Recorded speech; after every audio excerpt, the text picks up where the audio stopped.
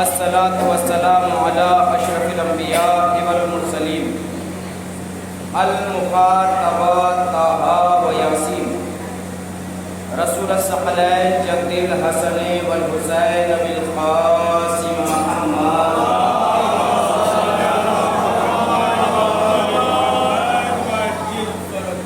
الصلاة والسلام على يعصوب الدين والإيمان باب الأمن والأمان كلمة الرحمن واسر الأصنام والأوثان السابق بالإحسان والشاهد بالإيمان مصداق المرج البحرين يلتقيان الإمام المظفر والشجاع الغضنفر والقاسم طوبى والسفر ابی شبیر و شبر والساقی حوض الکوثر الذی سمته امه حیدر الامام المختار صاحب ذوالفقار مصداق قول النبی المختار لا اعطین رائتا غدا رجلا کرارا غیر فرار علی ابن ابی طالب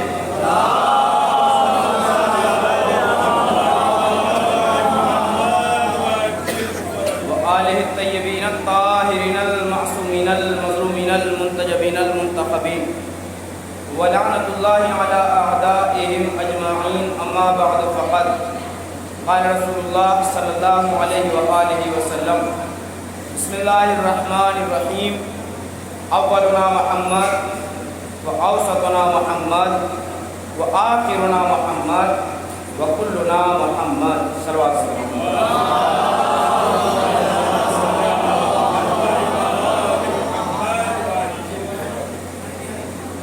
سب سے پہلے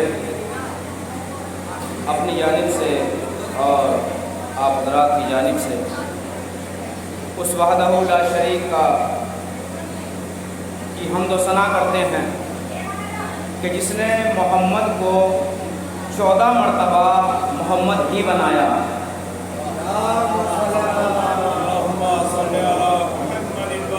وہ اللہ کہ جو محمود تھا اس نے محمد کو بنایا، وہ اللہ جو اعلیٰ تھا اس نے علی کو بنایا، وہ اللہ جو فاطر تھا اس نے فاطمہ کو بنایا، وہ اللہ جو حلیم تھا اس نے امام حسن مجتبیٰ کو بنایا، وہ اللہ جو قدیم الاحسان تھا اس نے امام حسین کو بنایا، وہ اللہ جو مسجود تھا اس نے امام سجاد کو بنایا، وہ اللہ جو علیم تھا اس نے امام باقر العلوم کو بنایا، وہ اللہ جو صادق الوعد تھا اس نے جعفر صادق کو بنایا، وہ اللہ جس نے والکاظمین الغیظ والعافین عن الناس کے آیت کو بھیجا اس نے امام کاظم کو بنایا، وہ اللہ جب اللہ راضی ہوا تو اس نے امام رضا کو بنایا، تقویٰ وہ چاہتا تھا اس نے امام تقی کو بنایا، طہارت اسے پسند تھی اس نے امام نقی کو بنایا، وہ محسن تھا اس نے امام حسن عسکری کو بنایا، وہ غائب ہے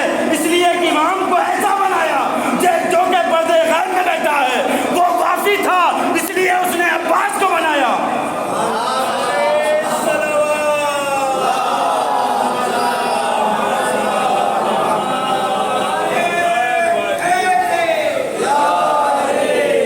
وہ اللہ۔ اور اس کے بعد تمام صلوات و سلام ہو ان ہستیوں پر کہ جن کے پاس اگر کوئی انسان آیا تو وہ مسلمان بنا، مسلمان آیا تو وہ سلمان بنا، بیزر آیا تو بوزر بنا، بیداد آیا تو مقداد بنا، لاچار آیا تو مختار بنا، کوئی منکر آیا کافر آیا تو ان کے ذریعے فی النار ہوا، اور اگر کوئی چاہنے والا آیا تو وہ آزادار ہوا۔ سلام تعریف ہوا۔ میں نے جس حدیث کو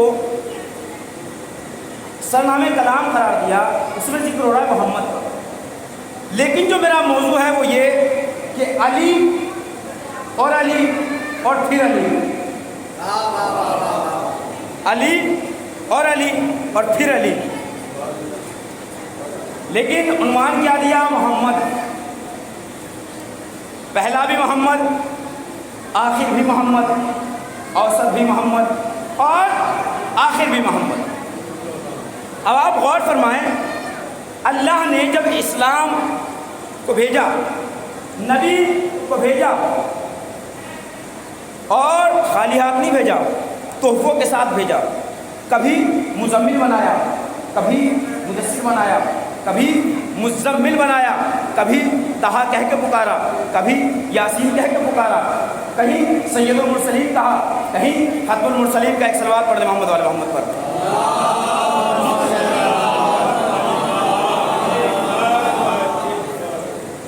ایک اور بلند صلوات پڑھ لیں.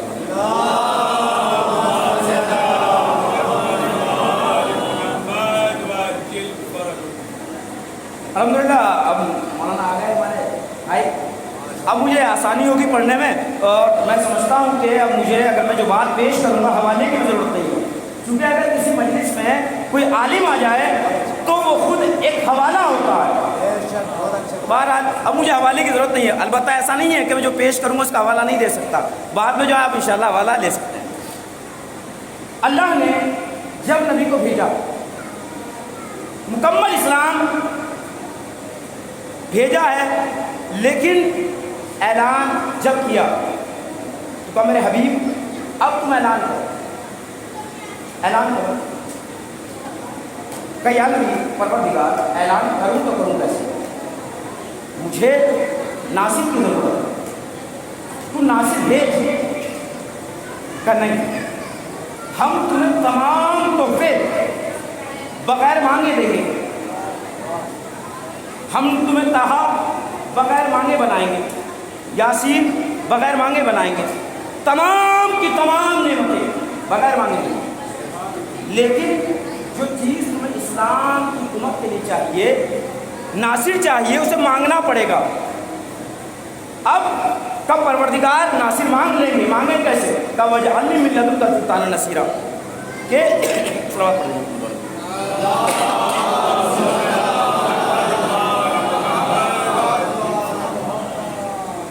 اب نبی نے ہاتھوں کو بلند کیا کہ پروردگار مجھے اپنے پاس سے ناصر عطا کر. تبلیغ سے پہلے اب چونکہ نبی جو تھے، آدم آئے کامل دین لے کر نہیں آئے تھے، نوح آئے کامل دین لے کر نہیں آئے تھے، یحییٰ آئے مکمل دین لے کر نہیں آئے تھے، زکریا آئے مکمل دین لے کر نہیں آئے تھے. لیکن جب ختم المرسلین کو بھیجا، مکمل دین دے کے بھیجا، کب ناصر کی ضرورت ہے. اس کا مطلب اگر یہ کہا جائے، اسلام کو اللہ نے جب پیکر میں ڈھالا، دین کو جب اللہ نے پیکر میں ڈھالا، تو وہ دین بنا محمد. جب اللہ نے اسلام کو جسم عطا کیا تو وہ بنا محمد. اب محمد، دین محمد کی دین اللہ کے لیے نصرت بھی وہیں سے آئی. یہی تو وجہ ہے کہ ابو طالب کے گھر میں علی پیدا نہیں ہوئے، اللہ کے گھر میں پیدا ہوئے. اور اب جب اللہ کی نصرت تھی، ایک طرف تھا اللہ کا دین، ایک طرف تھی اللہ کی نصرت. جو اللہ کا دین تھا جب وہ پیکر میں ڈھلا تو محمد کہلایا، جب اللہ کی نصرت پیکر میں ڈھلی تو وہ علی کہلائی، وہ علی کہلائی. اب اللہ نے محمد کو ناصر کیسا عطا کیا؟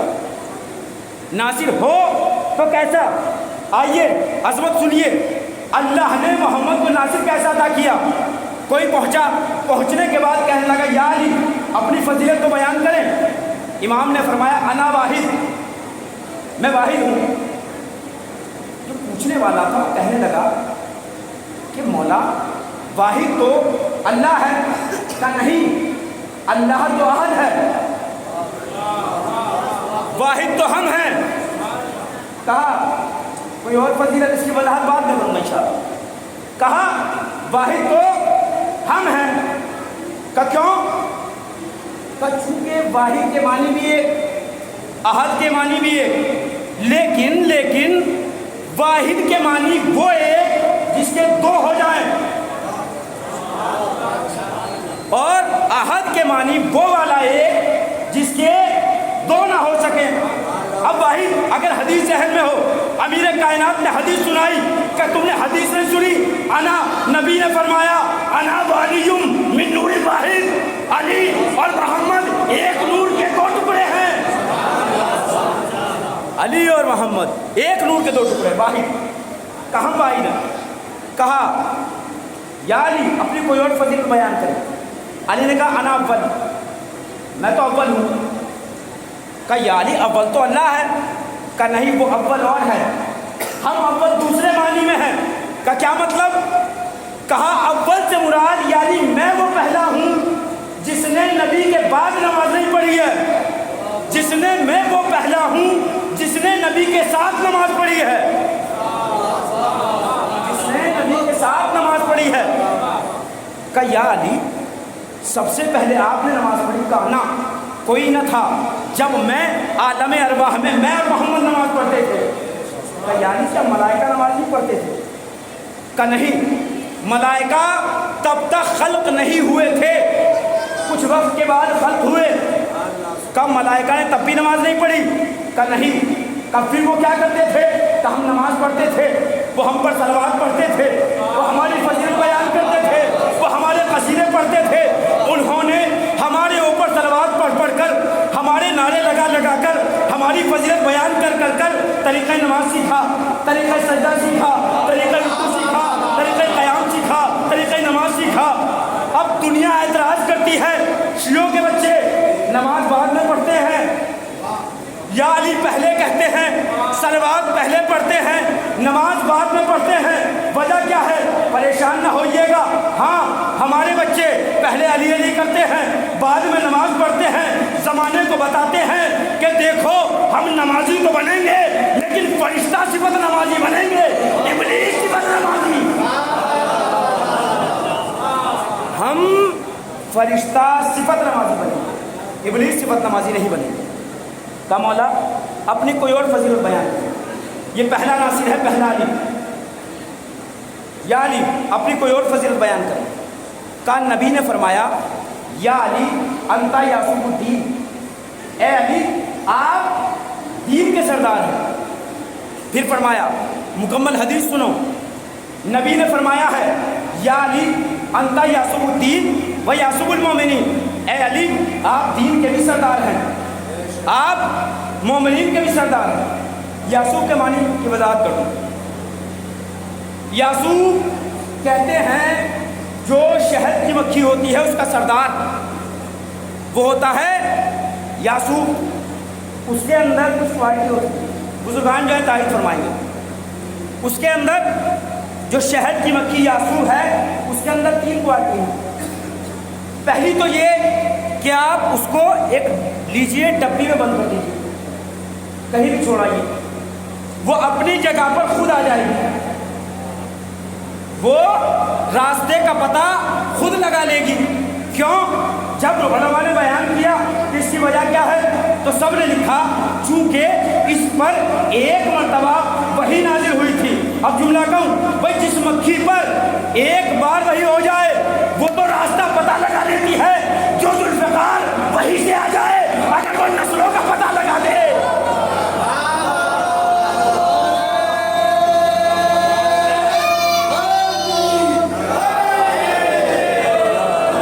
اگر وہ ذوالفقار نسلوں کا پتہ بتا دے اس کا کیا ہے؟ اس کی دوسری کوالٹی کیا ہے؟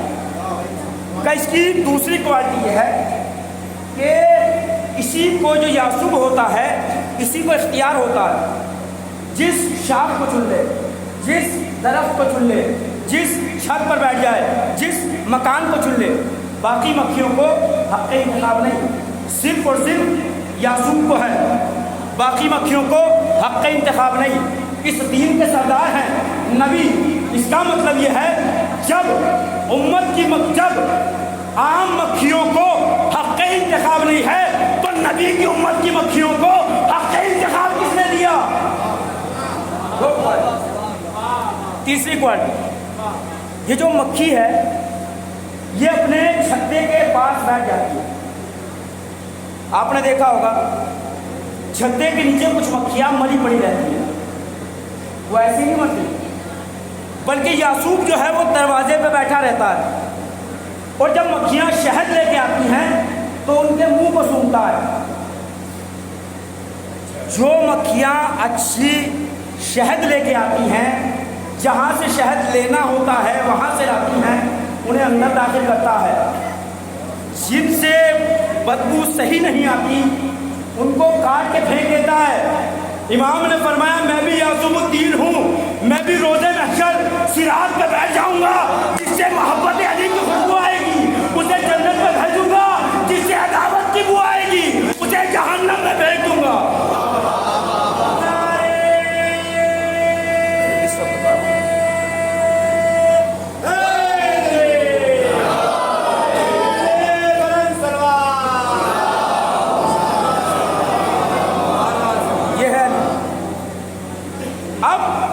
یہ جو دین اسلام تھا، وجود تھا،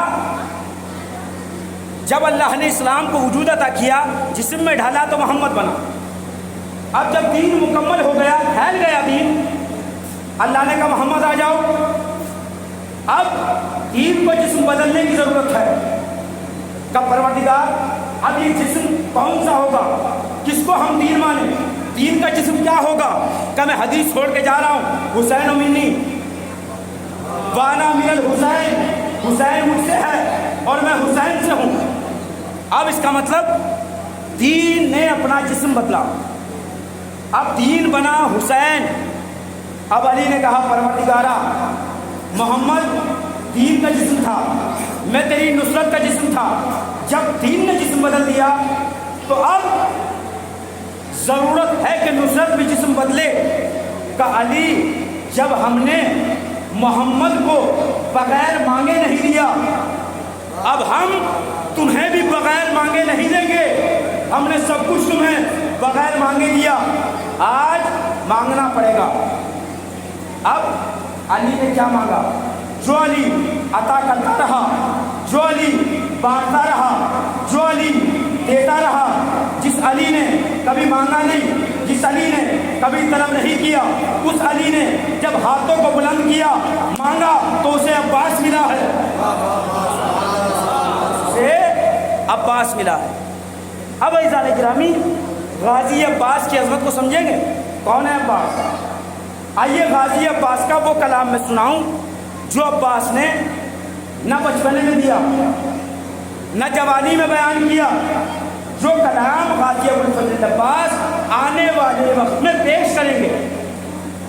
تاریخ نے لکھا کہ عالم ارواح میں قیامت کے بعد تمام ارواحیں موجود ہوں گی اور تمام انبیاء اپنی اپنی امت کے ساتھ ہوں گے، اور اس کے بعد تمام امتیں اپنے اپنے نبیوں کی طرف دیکھ رہی ہوں گی۔ تاریخ نے منظر لکھا، بہت توجہ، تمام امتیں اپنے اپنے نبیوں کی طرف، تمام انبیاء حسین کی طرف دیکھ رہے ہوں گے، اور تاریخ نے منظر لکھا حسین عباس کی طرف دیکھ رہے ہوں گے۔ آپ نے بہت آسانی سے جملہ سن لیا، تمام کائنات اپنے اپنے نبیوں کی طرف، اور بیدار ہو جائیے اس سے آگے کا جملہ، تمام انبیاء کی امت اپنے اپنے نبیوں کی طرف، تمام انبیاء حسین کی طرف، حسین عباس کی طرف، عباس تمام عزاداروں کی طرف۔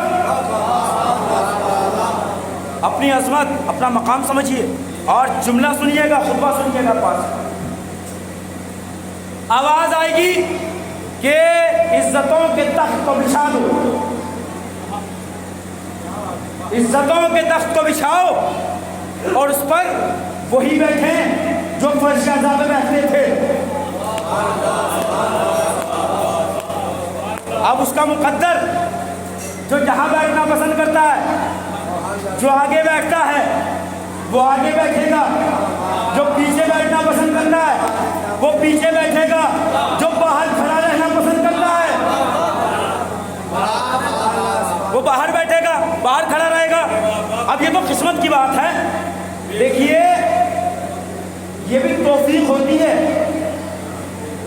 فرش اعضاء پہ آنا یہ بھی توفیق ہے، ورنہ لوگ نکلتے تو مجلس کے لیے ہیں، اگر توفیق نہ ملے الٹے پیر واپس چلے جاتے ہیں۔ قسمت کی بات ہے۔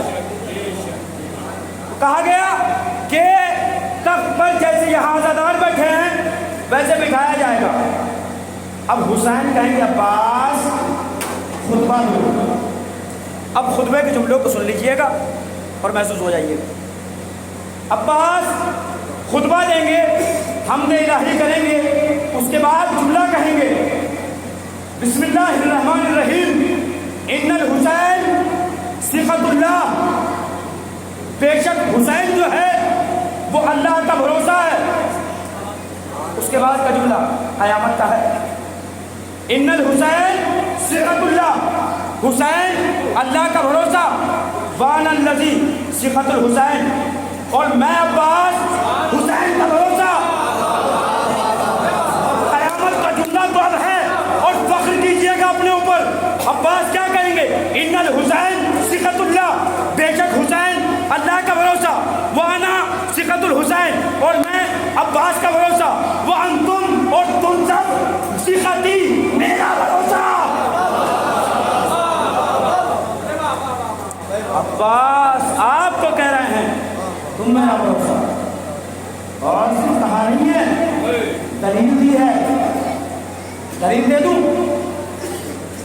الحمدللہ میرا وطن ہے، میری بستی ہے، سب جانتے ہیں، اور ایگزامپل دوں گا ورنہ سبھی کو مجھے بھروسہ ہے۔ مثال کے طور پر میں آج یہاں آیا اور کچھ دن بعد مجھے پھر آنا جاتا ہے، میں اپنا اسٹول یا اپنا موبائل یا اپنی کوئی چیز کہوں سونو بھائی اسے رکھیے، جب میں واپس آؤں گا اسے لے لوں گا، تو مجمع سب کیا کہے گا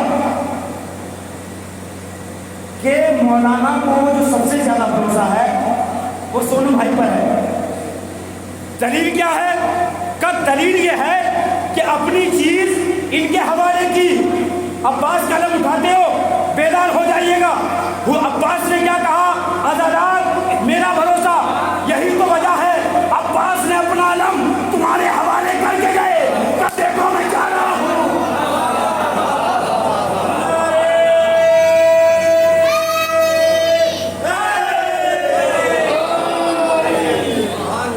یہ ہے عباس، اور عباس کی جب ولادت ہوئی ہے، دوسرا علی ہے، آغوش میں لیا ہے۔ آج تاریخ نے عجیب منظر دیکھا، عباس ہمرے بنی ہاشم ہے، امیر کائنات، شمس امامت ہے۔ علی نے دنیا کو وہ منظر دکھایا کہ جو اگر علی نہ چاہتے تو کوئی منظر یہ نہ دیکھ پاتا۔ کائنات نے دیکھا کہ سورج کی آغوش میں چاند آیا تھا، سورج کی آغوش میں چاند آیا۔ اس جملے کو یاد رکھیے۔ ایک بھی اور پیش کرو، علی وہ ہے جو دین کہے، علی وہ نہیں کہتا، علی سچ نہیں کہتا نہ، علی جو دین ہے وہ نہیں کرتا، بلکہ حقیقت تو یہ ہے جو علی کر دیتا ہے وہ دین ہو جاتا ہے، جو علی کہہ دیتا ہے وہ سچ ہو جاتا ہے۔ تو علی آسان چیز تو کریں گے نہیں۔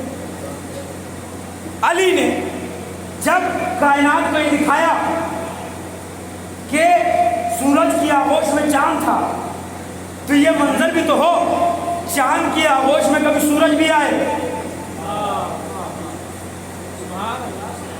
جب امام حسین رسول اسلام کی وفات ہو گئی، حسین ایک جملہ کہتے رہے کہ پروردگار مجھے میرے نانا کی زیارت کروا، پروردگار مجھے میرے نانا کی زیارت کرا۔ 21 رمضان آئی، امیر کائنات چلے گئے، اب حسین کی دعا ڈبل ہوئی کہ پروردگار مجھے میرے بابا کی زیارت کروا، مجھے میرے بابا کی زیارت کروا۔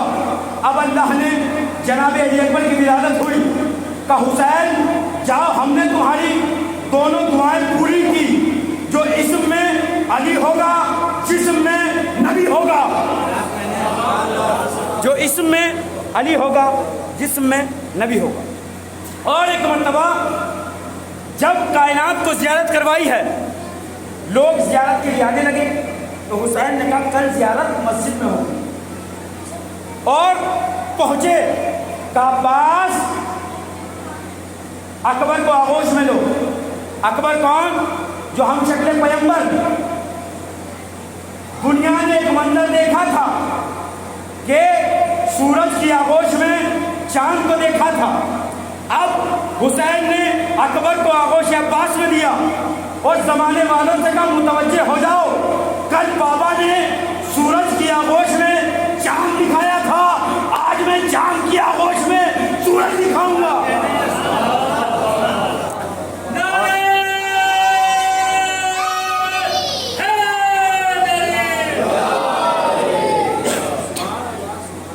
میں آج چاند کی آغوش میں سورج دکھاؤں گا۔ اور عزیزان گرامی، اب جنابی ایک بڑی پلا کون ہے اکبر؟ اکبر بھی مالک جنت، حسنین بھی مالک جنت۔ اور میں ایسی بات نہیں کہہ رہا ہوں، حدیث سنیے۔ امام نے فرمایا کہ ارض کربلا جنت کی جو زمین ہے، جنت کے ٹکڑوں میں سے ایک ٹکڑا ہے۔ زمین کربلا جنت کے ٹکڑوں میں سے ایک۔ صلوات پڑھ دیں محمد والے محمد۔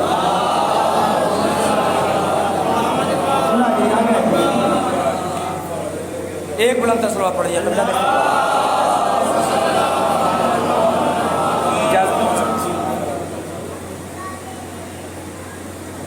کیا فرمایا کہ زمین کربلا جنت کے ٹکڑوں میں سے ایک ٹکڑا ہے۔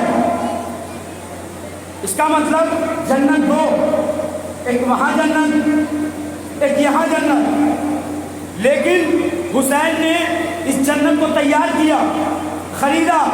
خریدنے کے بعد نام کس کے کیا؟ اکبر کے۔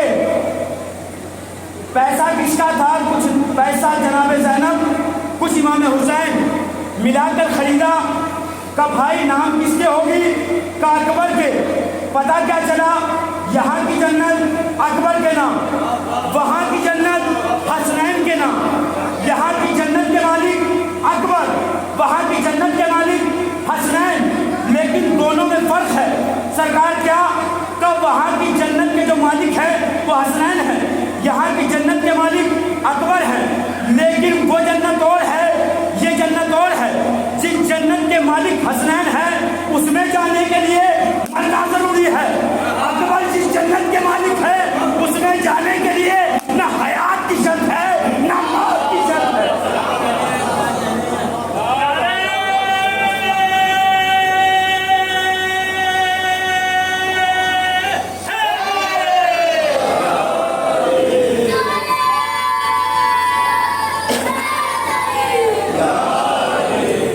وہاں جنت میں جانے کے لیے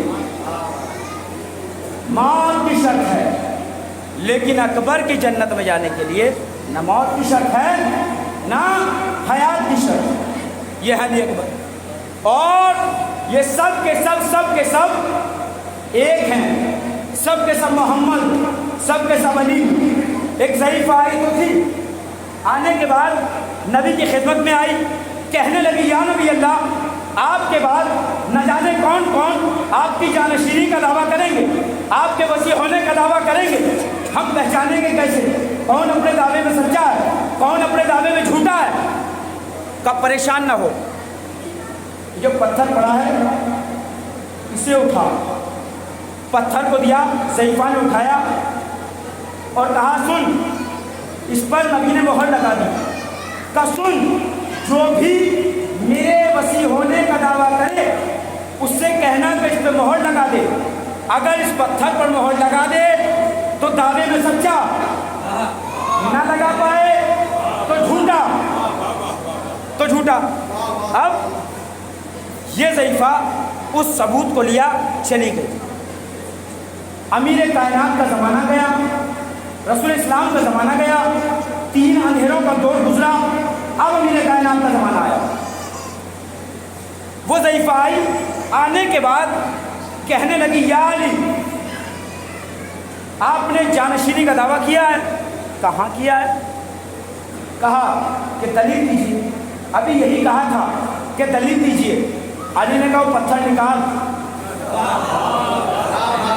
وہ پتھر نکال جس پر میرے نبی نے مہر لگائی تھی. اس نے پتھر کو لیا, امام نے مہر لگائی, وہ چلی گئی. اب ایک مرتبہ امیر کائنات کا دور گیا, امام حسن کا زمانہ آتا. وہ ضعیفہ پھر آئی, آگے کہنے لگی مولا حسن آپ نے جانشین رسول کا دعویٰ کیا ہے؟ کہاں کیا ہے؟ کا دلیل, کا وہ پتھر نکال جس پہ میرے نانا کی بھی مہر ہے, میرے دادا کی بھی مہر ہے. اب اس نے پتھر کو نکالا. امام نے ایک ہاتھ میں پتھر لیا, ایک ہاتھ کو بلند کیا, ابھی مہر لگائی نہیں تھی, قدموں میں گر گئی. کہا مولا یقین ہو گیا آپ بھی جانشین رسول ہیں, مجھے دلیل نہیں چاہیے, ثبوت نہیں چاہیے. کبھی تو دلیل دی بھی نہیں. کہ نہیں چاہیے. کہ یقین ہو گیا. کہ کیسے؟ کہ چونکہ جیسے نبی نے ہاتھ بلند کیا تھا ویسے ہی علی نے کیا تھا, جیسے علی نے کیا تھا ویسے ہی آپ نے کیا ہے.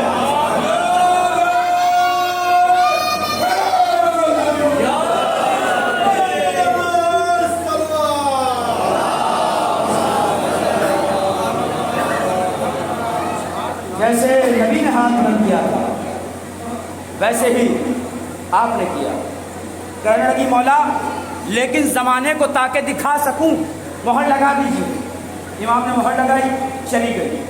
امام حسن کا زمانہ گیا, امام حسین کا زمانہ آیا. پھر آئی, ہاتھ کو ہلایا. کہ مولا کہ آ جاؤ پتھر لے کر. پتھر لائی, امام نے مہر لگائی. اب مہر لگانے کے بعد امام نے سوال کر لیا کہ یہ بتا کیا ہمارے علاوہ بھی کسی اور کے پاس گئی تھی؟ کہ مولا گئی تو تھی. کہ کیا ہوا؟ کہ انہوں نے دو کام کرنے چاہے. کہ کیا؟ کہ اپنی مہریں لگانا چاہیے, آپ کی مہریں مٹانا چاہیے, لیکن نہ مہریں لگا سکے نہ آپ کی مہریں مٹا سکے.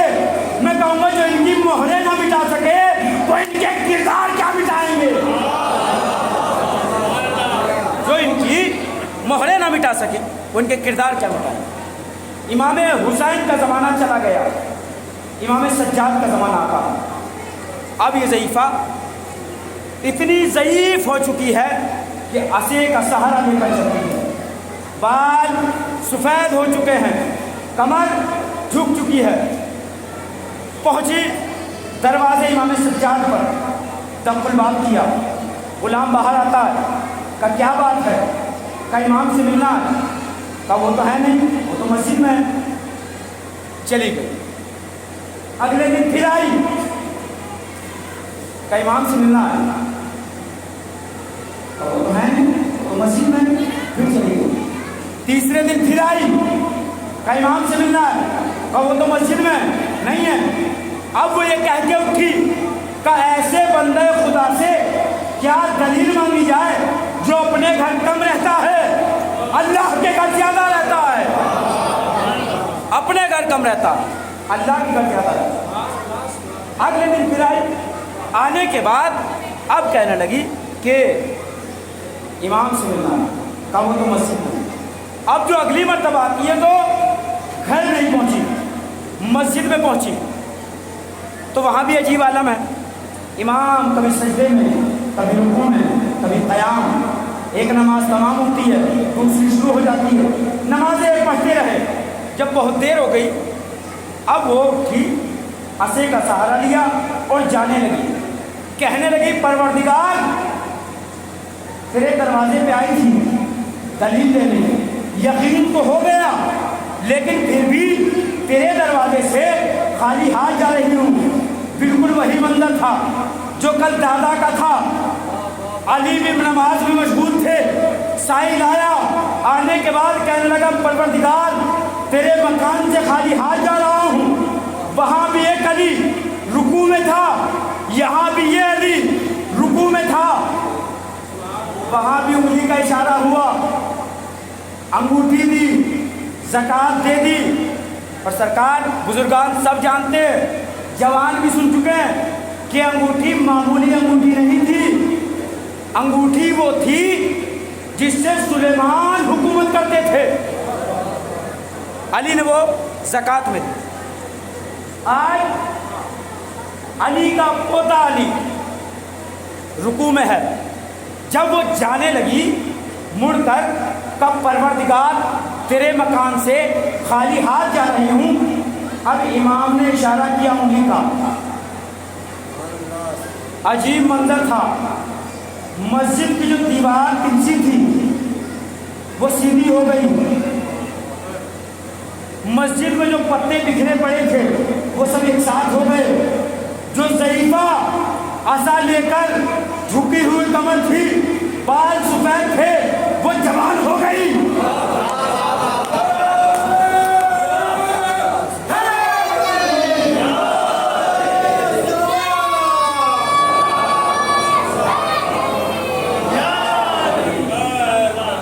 وہ جوان ہو گئی۔ اب جیسے اس نے دیکھا یہ ہوا کیا، مسجد کی دیوار بھی سیدھی، کوڑا بھی جمع ہو گیا، میری جوانی بھی پلٹ آئی، اب رک گئی۔ امام نماز سے فارغ ہوئے، کہنے لگی مولا یہ ہوا کیا؟ کہ تجھے نہیں پتا، جب تو نے یہ شکوہ کیا پروردگار تیرے مکان سے خالی ہاتھ جا رہی ہوں، تو میں نے اشارہ کیا، اشارہ چونکہ غیر معین تھا، دیوار نے سوچا مجھے اشارہ ہے، کوڑے نے سوچا مجھے اشارہ ہے، تیری جوانی نے سوچا مجھے اشارہ ہے۔ اب تصور تو کرو، جس کا غیر معین اشارہ ایسا ہے اس کا معین اشارہ کیسا ہو۔ ایک صلوات پڑھ دیں محمد۔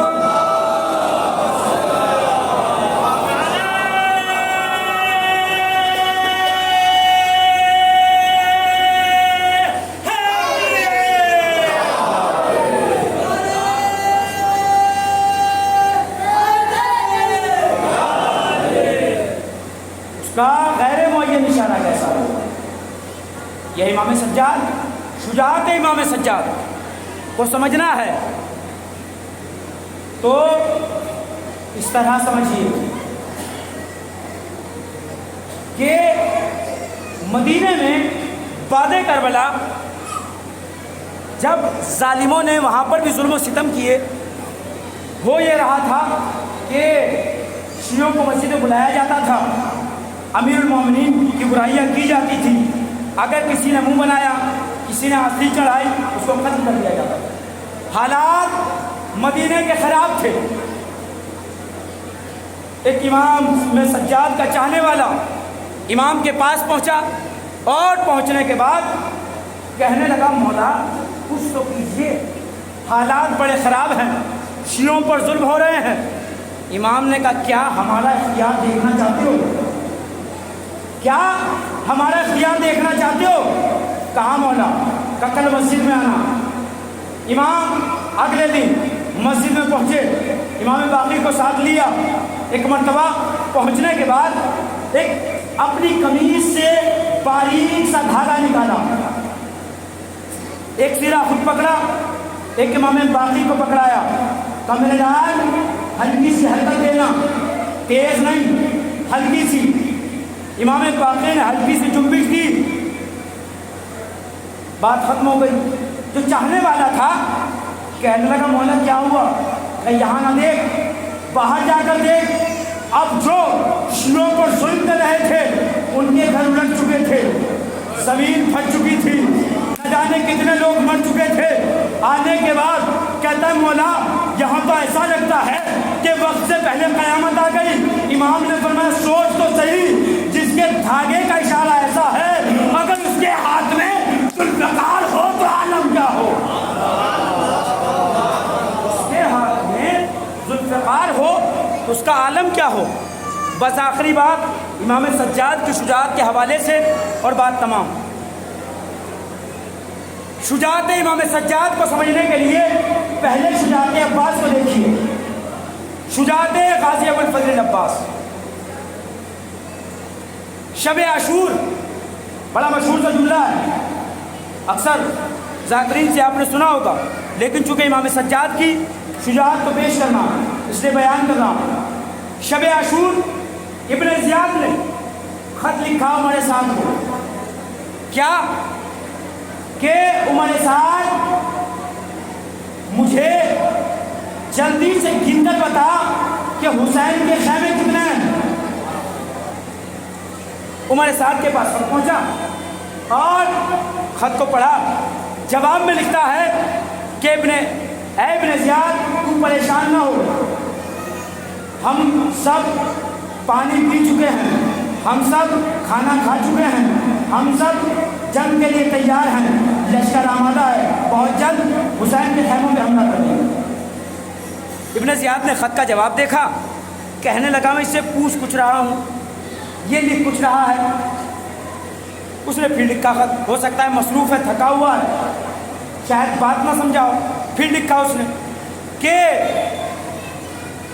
عمر سعد میں تجھ سے یہ پوچھ رہا ہوں کہ جلدی سے حسین کے خیمے گن کر بتا کہ حسین کے خیمے کتنے ہیں۔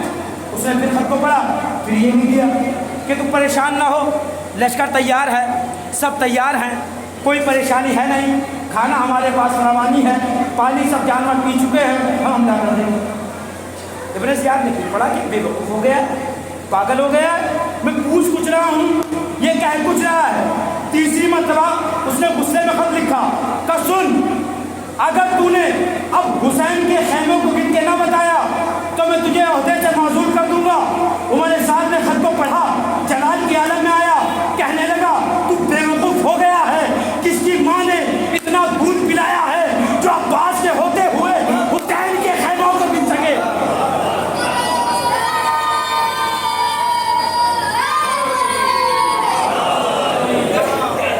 یہ ہے عباس جو اتنا شجاع ہے۔ امام سجاد شب عاشور ایک جملہ کہتے ہیں کہ چچا میں نے لشکر کا معائنہ کر لیا ہے، لشکر تو کوئی زیادہ ہے نہیں، صبح میں میمنہ میں آپ کھڑے ہونا، میسرہ میں کھڑا رہوں گا، قلب لشکر میں اکبر ہوگا، اور میں کچھ لمحوں میں میسرہ کو سمیٹ کر میمنہ میں آ جاؤں گا، آپ کی نصرت کروں گا، آپ کی نصرت کروں گا، آپ کی نصرت کروں گا۔ سجاد ہیں، کیا کہہ رہے ہیں؟ چچا میں آپ کی نصرت کروں گا۔ عباس کو کہہ رہے ہیں چچا میں آپ کی نصرت کروں گا۔ آپ نے غور نہیں فرمایا جو کل کائنات کی نصرت کرے اسے عباس کہتے ہیں، جو عباس کی نصرت کو آئے اسے سجاد کہتے ہیں۔ ایک صلوات پڑھ دیں محمد والے۔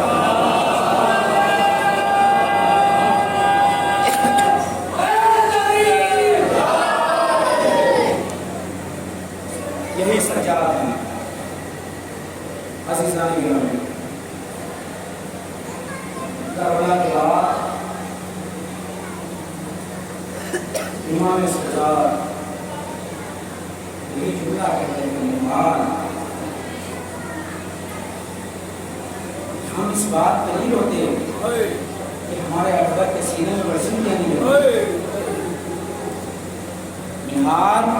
ہم اس بات پہ بھی نہیں ہوتے کہ ہمارے قاسم کا لاشا پامال ہوا، حال ہم اس بات پہ بھی نہیں ہوتے ہمارے چچا کے بازو قلم ہو گئے، حال ہم اس بات پہ بھی نہیں ہوتے کہ ہمارے علی اصغر کے گلے میں تیر لگا، حال ہمیں جو رونا آتا ہے چونکہ یہ سب مصیبتیں تو چھوٹی تھیں، بڑی پھر کہا مولا جب یہ سب مصیبتیں چھوٹی تھیں تو بڑی مصیبت کیا تھی؟ اور بڑی مصیبت تو یہ تھی کہ میری پھوپھیوں کے سروں پہ چادریں نہ تھی، سجاد دیکھ رہا تھا۔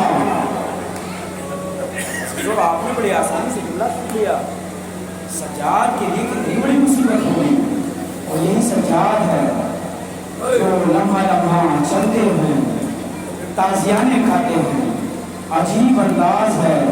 عزیزان گرامی، سجاد کے ہاتھوں کا گوشت ہتکڑیاں کھا چکی ہیں، سجاد کے گلے کا گوشت ہتکڑیاں کھا چکی ہیں، سجاد کی کمر میں لنگر ہے۔ عزیزان گرامی، ایک مرتبہ ایک مقام پر امام سجاد چل رہے تھے، شبر مدون آگے بڑھا، بڑھنے کے بعد امام سجاد کی مجھ پر تازیانے مارنے لگا، تازیانوں کی بوچھار کرتا رہا۔ امام سجاد برداشت کرتے رہے۔ ایک مرتبہ جب بہت دیر ہو گئی، امام نے کہا سجاد ملعون یہ تو بتا دے کہ تو تازیانے مار کیوں رہا ہے؟ ایک مرتبہ امام سجاد نے جب سوال کیا تھا شمر یہ بتا کہ تو تازیانے مارتا کیوں ہے؟ امام ایک مرتبہ شمر کہتا ہے مولا اے سجاد تمہاری جو بہن ہے وہ آگے نہیں بڑھتی، ادھر تمہارے بابا کا سر وہ آگے نہیں بڑھتا ہے۔ عزیزان گرامی ایک مرتبہ امام سجاد نے ہتھکڑیوں کو سنبھالا، بیڑیوں کو سنبھالا، ایک مرتبہ لنگر کو سنبھالنے کے بعد پہنچے بہن سکینہ یہ بتاؤ چلتی کیوں نہیں ہو؟ کہا بھیا جب تک چلنے کی طاقت تھی میں نے پھوپھیوں سے نہ کہا کہ چلا نہیں جاتا، میں نے آپ سے نہیں کہا کہ مجھ سے چلا نہیں جاتا، لیکن بھیا ذرا یہ پاؤں دیکھیے، پاؤں میں چھالے ہیں، چالوں میں کانٹے ہیں۔